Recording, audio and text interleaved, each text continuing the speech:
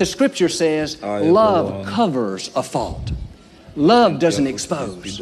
Love doesn't tell 5 friends. Love doesn't get on Facebook and add fuel to the fire. Love says they made a mistake, but God can restore them. They messed up, but God has a new beginning.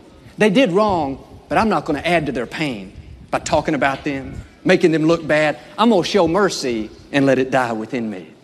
When you know something negative about a person, you could easily show them in an unflattering light. That is a test. How you respond will determine how high you will go. If you add fuel to the fire, tell all your friends, get everything stirred up, that will keep you stuck where you are. Because God will not promote a gossip, a busybody, a fault finder. But if you'll get your bucket of water and help put the fire out, don't say anything about it, cover that fault, then you'll pass the test. That's the kind of people that God promotes.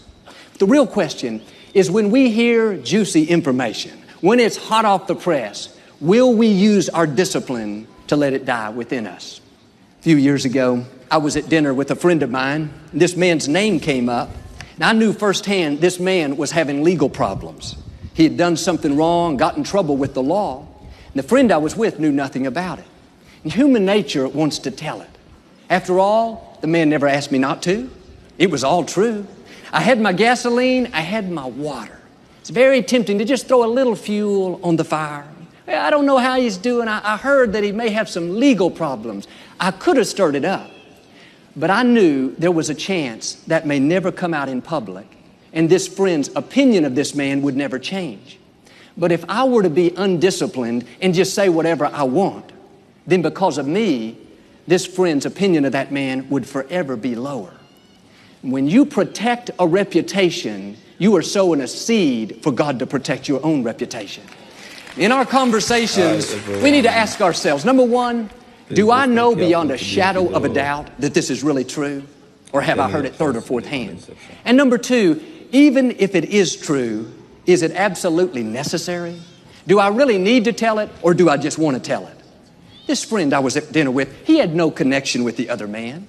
There was no reason, and I didn't do it, to show that man in an unfavorable light. A lot of times we think, well, I'm just going to tell this one friend. That's not going to hurt anything. But that person will tell another person. That person, another, on and on. And no matter how they retell it, it won't be the same. Things will be exaggerated, blown out of proportion. What's big will get bigger. What's bad will get worse. That's why if you're hearing things third or fourth hand, you should take it with a grain of salt.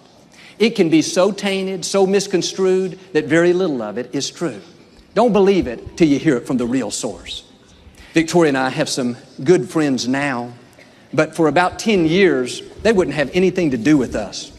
They liked us from a distance. We're in similar positions,